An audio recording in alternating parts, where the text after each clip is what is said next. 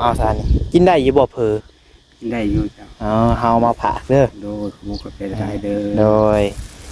เป็นเผอห่านแม่เฮาเองโดยเอามาให้2 ธงคนละธงกับทางเอื้อยเพิ่นยังบ่ทันได้ลวกเด้อ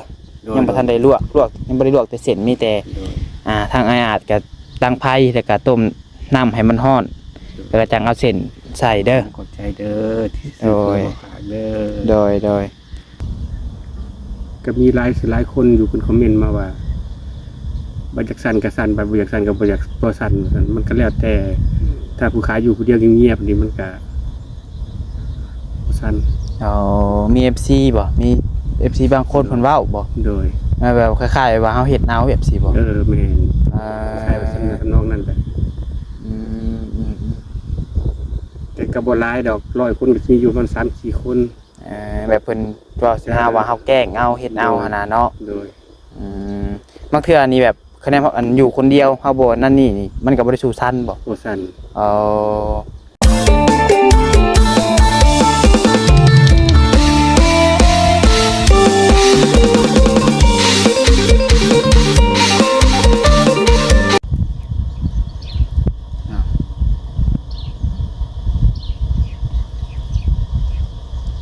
กับทักทายสบายดีสวัสดีพ่อแม่พี่น้องสบายดี FC และกับผู้รักผู้ใหญ่ใจดีทุกคนทุกท่านพี่น้องเนาะว่าสิวฝั่งลาวฝั่งไทยแล้วก็อยู่ทางต่างประเทศพี่น้องเอ้ยกันยินดีต้อนรับเข้าสู่ช่อง YouTube น้องผัดไส้ชาแนลอีกแล้วพี่น้องเนาะมาพบมาพอกันกับน้องผัดไส้มื้อนี้พี่น้องเนาะตอนนี้ก็เป็นเวลาเกือบเที่ยงแล้วแหละพี่น้องเนาะที่แรกว่าสิมาแต่เช้าแต่ว่าทางพ่อน้องผัดไส้เพิ่นเอารถลงไปตลาดพี่น้องเนาะไปซื้อเครื่องซื้อของมาขายพี่น้องเอ้ยพี่น้องมื้อนี้น้องผัดไส้ก็ได้เดินทางมาหาทางบ้านให้อาจกับเอื้อยบัวคำพี่น้องเนาะมื้อนี้ก็เข้ามาผู้เดียวพี่น้องเอ้ยหลังจากที่ว่ามื้อวานนี้เนาะไปมั่งตู่มั่งเฮือนนั่นกับเขาเบาเตียงอะไรพี่น้องเนาะก็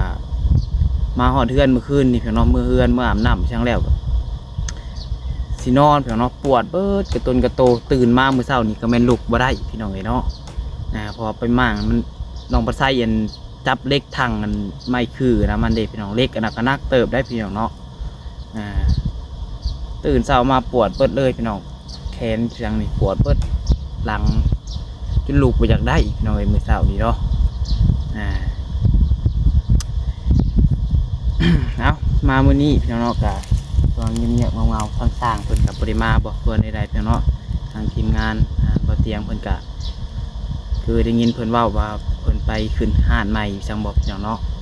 อันนั้นสิแม่นพี่น้องน้องภาษาก็ได้ยินมาแว่วๆพี่น้องเนาะแต่ว่าสร้างนี่ก็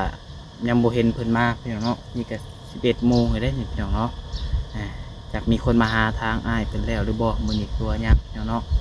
เดี๋ยวเบิ่งไปชมกันพี่น้องเนาะจังได้กับฝากคุณพี่น้อง FC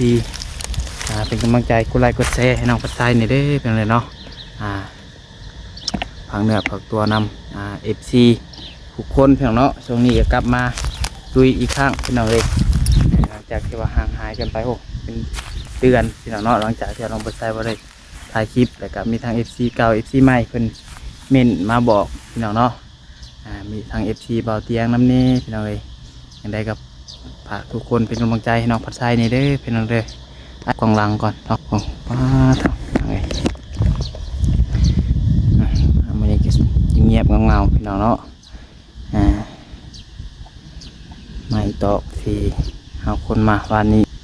นี่พี่น้อง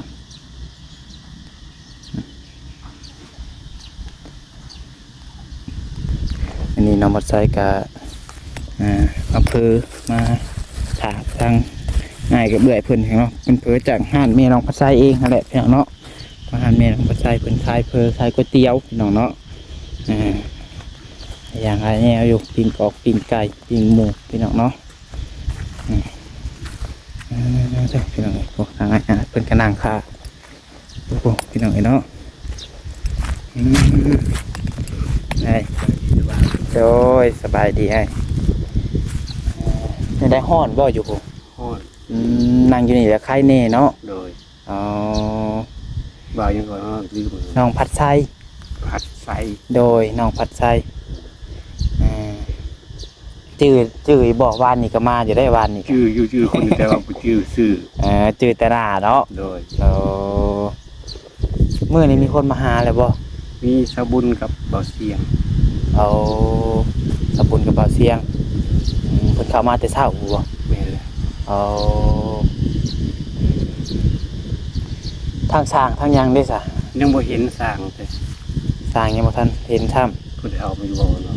ฮะ เพิ่นเอาไปเข้ามาอยู่บ่ จังหวะก็สิเข้ามาติจันทอบบ่ายๆผู้ประจักษ์ได้ยินเขาบ่เตียงเพิ่นว่าไปเย็นขึ้นหานใหม่อีสังบ่ขึ้นหานใหม่เพิ่นหั้นนะหานแลกเงินบ่คือว่าหานอย่างนี้แหละเพิ่นว่าพังเบิ่งฮอบบ่ายๆได้ยินเพิ่นว่าวานนี้ได้กินข้าวกินน้ำแล้วบ่ ทีแรกจ้ะ อ๋อได้ยังกินข้าวมื้อเช้านี้ บ่ไปกินอ้อมเสียง ออมซีน โดย เดี๋ยวตอนเที่ยงเด้สิกินหยังตอน ยัง เที่ยง ตัวเตียงยัง ยังเนาะ ผู้ค้ากินประมาณ9:00 น 10:00 นนี้ ห่างกินวัน90 โมงนี้ โดย เอาซะนี่กินได้อยู่บ่เผลอ กินได้อยู่จ้ะ เฮามาผากเด้อ โดยขโมยกาแฟได้เด้อ โดยเป็นเพอห่านแม่เฮาเอง โดย เอามาให้2 ธงคนละธงกับทางเอื้อยเพิ่นยังบ่ทันได้ลวกเด้อยังบ่ทันได้ลวกยังบ่ได้ลวกแต่เส้นมีแต่ โดย ทางอาจก็ตั้งไผแล้วก็ต้มน้ำให้มันร้อนแล้วก็จังเอาเส้นใส่เด้อ ขอบใจเด้อที่ โดย ฝากเด้อ โดยมาเป็นหยังแต่ว่ามื้อนี้นี่ยังเงียบแน่เนาะ โดย เห็นบ่ เห็นเพิ่นว่าไปงานแต่งหรืองานอะไรบ่เสียงเขา ว่าเสียงว่าเป็นงานแต่งบ่ เห็นใส่สุดใส่เสื้อขาวขิงดำแต่งตัวเป็นพิเศษนะมื้อนี้ว่าเสียง เฮ็ดรอบ่ โดย หางเบิ่งไปแหละรอบบ่ายเฮาก็ได้ยินเพิ่นเว้าอยู่สร้างอิหยังก็ย่านรอบบ่ายบ่จักเพิ่นเข้ามา เด้อจำชื่อจำเสียงบ่ได้เด้อ โดยบ่เป็นหยัง ความจำก็บ่ค่อยจะดีปานใดโดย โดย ขอฝากเด้อฝากFCทั้งบ่าวผัดไทยเด้อ โดย แล้วก็ผู้รักผู้ใหญ่ใจบุญทุกท่านขอฝากมือดอกตัวนี้ฝากพิจารณานำเด้อ โดยขอโทษเด้อขอถามนี่ โดย อันเป็นแต่ดนแล้วบ่อันคือสั่นนี่ เป็นมาปีนี้เขาปีที่4แล้ว 4 ปีนี้แล้ว โดย โอ้เคยไปกวดไปหยังแล้วบ่ เคยไปอยู่ แต่ว่ามันเดินบ่สุดนะ อ๋อ เพราะว่างบของเงินเฮาบ่มี ไปบ่สุด โดย มา ถึงขันเช็คสุขภาพร่างกายเช็คแล้วเบิ่แล้ว โด มาย ถึงขันเข้าเครื่อง CP สแกน แล้วบ่มีเงินเข้าแล้วก็ได้หยุดไปซ้ำนั้น โอ้แล้วก็บ่ได้อันไปปัวต่อเลยบ่ เอ็กซเรย์บางเส้นประสาทสมองเฮานะ โดยแต่ว่าบ่มีงบบ่มีเงินเนาะ มีเงินไปต่อแล้วก็เลยหยุด เป็นพ่อฮู้บ่ว่าเป็นโรคหยังคร่าวๆหั่นน่ะเป็นห เขา ยัง ฮู้อยู่เพิ่นว่าเป็นโรคพาร์กินสัน ฮะ โรคพาร์กินสัน พากินสัน จ้ะ โอ้โรคพากินสัน พากินสัน พากินสันเนาะ โดย อืม ลูกอันนี้ก็หาคนเป็นยากตามเพิ่นเว้ามา อืม คนที่เป็นโรคอันนี้ก็รักษายากอีก รักษาก็ยาก โดย อ๋อบ างคนก็ว่าบางหมอบางคนก็ว่าคันเอารีบรักษาก็หายมีสิทธิ์หาย คันรักษาทันฮะ โดย อืม บางคนก็ว่ารักษาบ่หายมีแต่กินยาบรรเทาไว้ให้มันอยู่ในให้มันคุมไว้อยู่ประมาณเท่านั้น อ๋อ สมมติว่าเขากินระยะสำนี้มันสิมีหาระดับเพิ่นว่า อืม บางทีผู้ค้าเป็นอย่างนี้เป็นระดับ2ระดับ2หาระดับ3 โดย เพราะมันสั่นแต่แขนกับมือ เออหากัดอยู่รับกับกลางๆว่าง่ายเนาะ โดย เออ ให้คันเฮากินยาบรรเทาไว้ก็มันก็สิอยู่ประมาณสำนี้ โอ้ คันเฮากินมันก็สิถึงกันเป็นน้ำเกลือมาพาด โอ้คันแน่มันเฮาบ่กินยาบ่ โดย อันนั้นนี่ โดย ก็ขอโทษอย่างเนาะ กันย่างบ่ได้ ตอนนี้นี่ยังกันพอสอยตัวเองได้อยู่เนาะ ได้อยู่ เฮ็ดเวียกก็ได้อยู่บ่เฮ็ดเวียกนี่ ก็ ก็ได้เป็นบางอย่าง แต่ว่า ขายก็บ่ เพียงนักหยังนี่บ่ค่อยได้เนาะ โดย เอาสั่นแต่แคนซื่อๆเนาะ โดย อ่า คันมันสั่นแห้งๆมันก็สั่นหัว เอาเคยบ่สั่นแฮงนี่ครับ เคยก่อนที่จะได้กินยานี่ก็เพราะว่าขาดช่วงยาไปประมาณ3 เดือน อืม เพราะว่าผู้ขาเป็นกรุงเทพนี่ เป็นอยู่กรุงเทพ โดย โอ้แต่เมื่อก่อนนี่ไปเฮ็ดงานอยู่กรุงเทพบ่ โดย โอ้พอน้องปัดไซก็บ่ยังว่าบ่ฮู้รายละเอียดปานใดพี่น้องเนาะขอถามเพิ่นนิดหน่อยเป็นอยู่กรุงเทพมา โดย แต่จังกลับมาบ้านเฮา โดย ต้องไปกวดให้ได้ซะ กูอยู่กรุงเทพ กวดอยู่กรุงเทพพุ่น โดย โอ้เมื่อก่อนนี่ไปยังกรุงเทพไปเฮ็ดเวียกบ่ ไปเฮ็ดเวียกรับจ้างระบายเพิ่นนี่แหละ อ่า ไปเวียกเฮ็ดงานนะคือบ้านคอย อืมอ่าขอโทษด้วยอ้ายกันคือตอนนี้นี่อ้ายนี่จักปีแล้วซะ 50ไปได้ว่า 50โอ้50 ปี เริ่มเป็นนี่ตั้งแต่จักปีจะเป็น เริ่มเป็นก็สิประมาณ45 46 อืม มันเริ่มเป็นทีแรกมันนิ้วมือนี่สั่นค่อยๆนิ้ว4นี่สั่นค่อยๆสั่นดีสั่นค่อยๆนิ้วเดียวนี่ แต่มันก็ลามมาเรื่อยเป็นมาเรื่อย อืม เพราะว่าบ่ได้รักษาอยู่ประมาณ3 ปีแรกนี่บ่ได้รักษาเลยแต่บ่ได้กินยาเกี่ยวกับโรคตัวนี้เลยพอย่างเข้าปีที่4จังว่ามันสั่นแฮงแล้วเจ้เพิ่นพาไปกวด โอ้คือมาอยู่อันบ้านเฮานี่ฮักก็มาบ่นี่ตัว หา นี้ ก็มา ได้จักปีแล้วฮอดบ่ปี บ่ฮอดได้หาก็2 เดือนเข้า3 เดือน แล้วฮักก็มาอยู่นี่บ่ โดยหาก็กลับมา โอ้โอ้เฮาคิดว่าเจ้าเป็นอยู่บ้านนี่ซะดอก บ่ โอ้ไปเฮ็ดงานอยู่พุ่นแลเป็นอยู่พุ่นเนาะ โดย ทั้งอันเอื้อยเจ้าเหรอเนาะ เอ้ย เอื้อยนี่เพิ่นนั่นอยู่พี่บ่ เพิ่นอยู่ที่เพิ่นอยู่ในซิโนน โอ้ ภูมิลำเนาที่ว่าเกิดก็คืออยู่ในซิโนนได้อยู่คุม2นี่ แต่เอื้อยเพิ่นประจำอยู่นี้เพิ่นอยู่นี่ฮักอยู่ตับเซซิโนนี่แหละ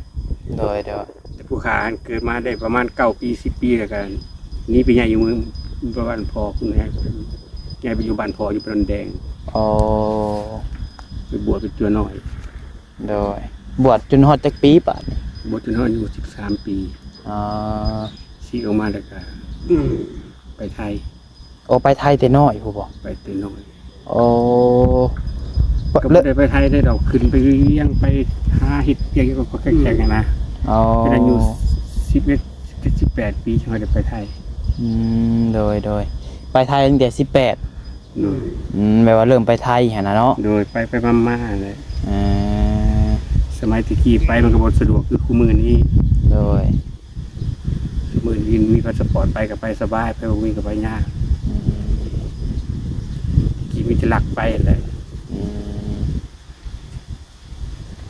แต่ว่าบ่ได้เมื่อยบ่ได้หยังบ่สาย บ่ได้เมื่อยเลย เพราะว่ามันสั่นตามธรรมชาติของมันเอง มันสั่น เฮาบ่ได้กางแจ้งบ่ได้ตั้งใจเลยว่าอยากสั่น มันสั่นธรรมชาติของมันเอง แต่ว่าห่างกายจังหานี่บ่ได้เมื่อย บ่ ปกติเนาะ ปกติ แต่ว่ามือแขนสั่นซื่อ โดย ๆอ๋อ แบบว่ามันเป็นธรรมชาติของมันสั่นธรรมชาติของมัน โดย ก็มีหลายคนอยู่คนคอมเมนต์มาว่าบ่อยากสั่นก็สั่นบ่อยากสั่นก็บ่อยากบ่สั่นมันก็แล้วแต่ ถ้าผู้ขายอยู่ผู้เดียวเงียบๆนี่มันก็บ่สั่น อ๋อมี FC บ่มี FC บางคนเพิ่นเว้าบ่ โดย แบบคล้ายๆว่าเฮาเฮ็ดเอาแบบสิบ่ แม่น อ่า ใช่ว่าสำนักน้องนั่นแหละ อืม แต่ก็บ่หลายดอก100 คนก็มีอยู่ประมาณ 3-4 คน แบบเพิ่นเว้าสิหาว่าเฮาแกล้งเอาเฮ็ดเอาหั่นน่ะเนาะ โดย บางเทื่อนี่แบบคะแนนอันอยู่คนเดียวเฮาบ่นั่นนี่มันก็บ่ได้สู้ซันบ่ บ่สั่น อ๋อ สวนมากแล้วมีแขกคนมาหาก็มีการตื่นเต้นว่าซั่นเนาะ แบบเฮา คันคนมาหาหลายนี่สิซั่นบ่ แบบเมื่อวานนี่แหละเห็นบ่เมื่อวานสั่น โดยเห็นอยู่สัง ไป เก ต้อง ต ปัดไทยก็มาผู้เดียวมันก็บ่สั่นปานใด ก็บ่ได้แฮงมันได้เนาะบางเทื่อเฮาก็คุมได้บ่ คุมบ่ได้เด้ยิ่งคุมยิ่งสั่น อ๋อแต่ จะ ว่า ปล่อยไปตามธรรมชาติของเพิ่นเลย อืม เดี๋ยวเพิ่นก็เศร้าของเพิ่นเอง โดยแต่ว่าแขนช่างนี้มีแห้งปกติ แห้งปกติ อ่า แต่ว่าคันสั่นในแห้งมีแต่ขาแล้วมันยางก้าวบ่อยากออก โอ้ขานี่คะแนนสั้นแห้งเลยขานี่ย่างบ่อยากได้ โดยเพิ่นอยากลากขาไป โอ้เจ้าว่าบอกขอโทษเจ้าว่ามันอยากล่ามเลยปะจ๊ะ เรียกว่า เออแต่ว่าปัจจุบันนี่ก็ยังกินยาอยู่บ่ กินอยู่ อ่าเดือนหนึ่งไปต่อเท่าหนึ่งบ่ก่อนได้ ย่านบ่ โดยก็ซื้อในห้างขาดปกติ ย่านี่ผู้ใหญ่ใจบุญทั้งเบาลี่เพิ่นฝากมาให้ โอ้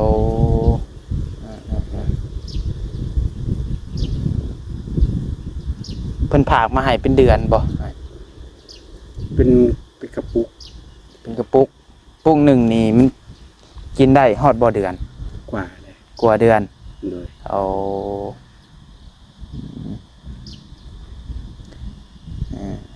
อายุสะเนาะทั้งเอื้อยเพิ่นเฮ็ดหยังซะนะ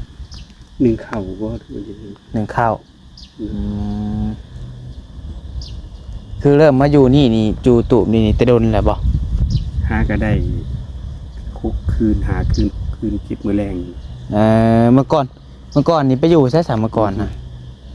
บ่อนนะบ่อนต้นมุงหุงฮะ โดย เอาเฮาก็ แม่ ได้ นพูนผู้ผาเขียว โอ้อันผู้กกอิหยังก็ ๆกู ก็มากล้วยผู้ นั่นแหละแม่นแหละ เอาเมื่อกี้หาทางเอื้อยเพิ่นอยู่พุ่นอยู่คนเดียว โดย แล้วบัดนี้ทางอ้ายอาจมาเลยพากันย้ายอยู่พี่ มาอยู่พี่มาซื้อที่ซื้อทางเพิ่นซื้อที่ซื้อทางแล้วก็มาอยู่พี่ โอ้ตะกี้หาอยู่ดินไผซะ ดินเพิ่นนั่นดิ โอ้ขออยู่น้ำเพิ่น พออยู่น้ำเพิ่น แต่บัดนี้นี่ซื้อที่นี่กว้างเติบบ่นี่ 19คูณ20 19คูณ20 โดย อ๋อเท่าไรนะอ้ายเป็นซื้อ 52,000 52,000โอ้เฮาเลยคิดว่ามาอยู่แต่อยู่นี่แต่โดนแล้วได้ บ่แล้วก็ซื้อที่ขอปันน้ำเพิ่น อืมแต่นี้บ่4ให้นี่บ่ฮอด ต้ บ่ องให้ 2ให้เรียนรักมีไปหาหัวอัน โอ้แต่ลักนี้2ให้5นี่ เลย โอ้5หัวหัน เลย อืมพอดีอันลมเฮือนเนาะเฮือนนี่เพิ่นเฮ็ดจักเช้าก่อน 6 เสา เฮ็ด6เช้า โดย อ๋อนี่เพิ่นกำลังอันเป็นนี่แหละนี่ข้างนอกกำลังคึงกำลังหยังนี่แหละเอาพังเบิ่งสร้างมื้อนี่ก็รอบบ่ายเพิ่นว่า เพิ่นว่าสิเข้ามันบ่ โดยพังเบิ่งรอบบ่ายกับทีมงานเอาบ่เตียงหั่นแหละ โดย เพิ่นคือสิเข้ามาอยู่ดอกยันแล้วเวียกแล้วงานเพิ่น โดย เอาเข้ามาอัปเดตมาเบิ่งก่อนเนาะ โดยขอมขอบใจเด้อที่มาเยี่ยม โดย จะมายามเด้อน้อง โดย ขอให้อยู่กับภาพร่างกายแข็งแรงปราศจากโรคภัยไข้เจ็บ โดย ค้าขายก็ให้ร่ำรวยเด้ โด อย ได้กำไรยิ่งขึ้นไป ถูกเอา ให้เจริญในหน้าที่การงานให้ที่เพิ่นของคนยากคนจนต่อไปเด้อ โดย ให้ได้คนไรก็แซ่ให้ได้ยอดแซ่หลายๆร้อยล้านพันล้านเพิ่นเด้อ สาธุให้กายเศร้าอยู่ไว้เด้อ โดยสาธุ เข่งแหงเด้ โดยลูกค้าก็บ่มีหยังมีแต่มือ10 นิ้วนะยกถึงมือใช้เก่าแล้วก็ใช้ให้ป้อนให้ทาน โดย กระเป๋าร่างกายแข็งแรงปราศจากโรคภัยไข้เจ็บ โดย ทั้งหลายทั้งปวงคิดจังเขาให้เป็นเงินเป็นค ทางนี้เพิ่นก็ท่าทีมงานเข้ามารอบบ่ายพังเบิ่งเนาะ ำ ยังรอคอยทีมงานนี่ เป็นคนซิโน่นี่เนาะ โดยเฮาอยู่ซิโนนี่แหละอยู่แถวใกล้ๆนี่แหละ อยู่ห้านเมกะอยู่ติดกับพงม109ฮู้บ่ หัวกลุ่มที่ แม่นหุงมอกลุ่มนี่ติดกันเลย แต่ว่าเฮือนนี่อยู่แถวนี้เฮือนอยู่แถววัดใหญ่หลักเมืองนี่เฮือนเฮาแถววงเวียนนี่แหละบ่ได้ใกล้กันปานใด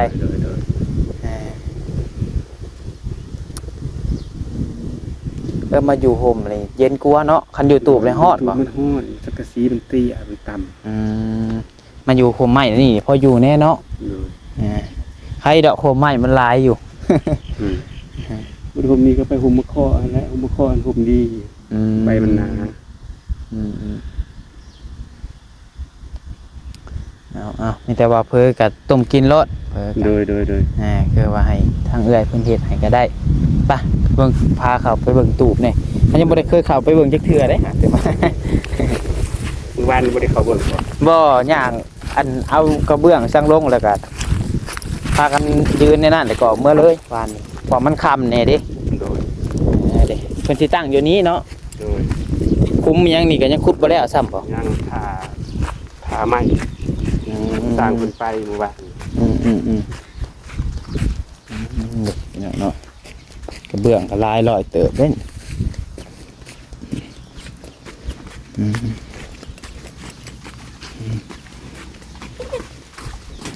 ก็ได้ยินได้เพิ่นว่าไก่กับคนอยู่น้ำกันเพิ่นว่าเธอปิ้งชิ้นแห้งบ่นี่ใหม่ไปแล้วเลยพี่น้องเนาะสบายดีเด้อเด้อยังบ่ทันได้อันนั้นเด้อยังบ่ทันได้ลวกเส้นเด้อมีแต่อันต้มน้ำแล้วลวกเส้นน้ำครับปรุงแล้วเบิดแล้วโดย2ธงเอามาให้คนละธง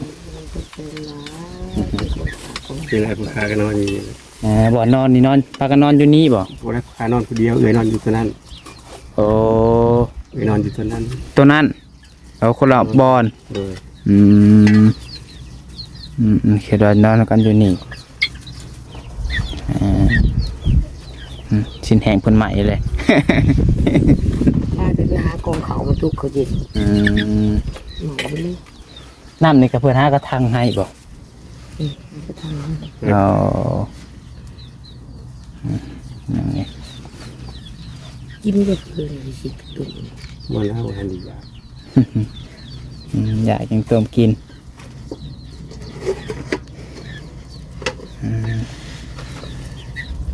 สบายดีโดยนี่แหละพี่น้องบอลพันอยู่มันเช้ากันอดเอาอีกบดนก็คือสิได้เทียงนาอยู่สบายแหละจะหน่อยเนาะอีกคนนานเกินรอดอกดีใจนั่งอยู่โดยอยู่คนแบบนี้ก็ลายเลยดิลายปีเลยดิก็ดีใจอยู่แล้วเนาะ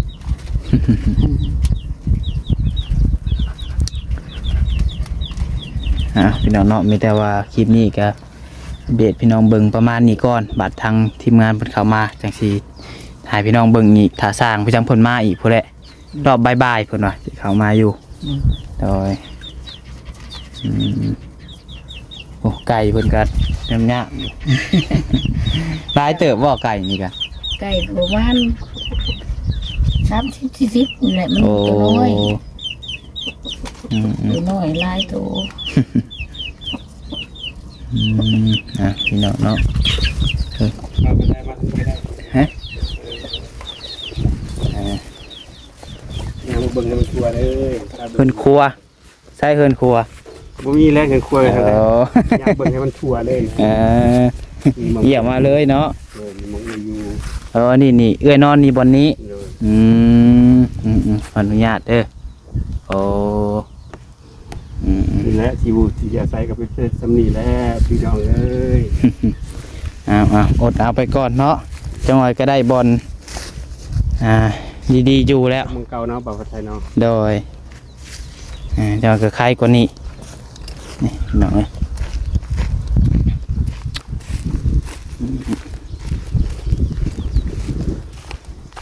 เอาพี่น้องเนาะคลิปนี้กับน้องบัดไซกับซีคอโตจบคลิปไว้เพียงเท่านี้แหละพี่น้องเนาะ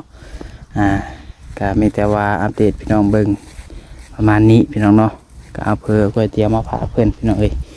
สำหรับคลิปนี้ก็ผิดพลาดประการใดก็ต้องขอโทษขออภัยหลายเด้อพี่น้องเด้อเนาะถ้าว่ามีผู้รักผู้ใหญ่ใจบุญทันได้อยากช่วยเหลือทางอาจกับบัวคำเนาะ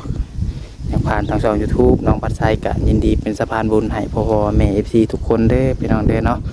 โดยสำหรับคลิปนี้ก็ขอลาไปก่อนพี่น้องขอให้ทุกคนอยู่ดีมีแฮงร่ำรวยพุทธสุขคนเพียงเราหักเพลงพุทธทุกคนคือเก่าพี่น้องท้ายนี้เขากล่าวคำว่าสบายดี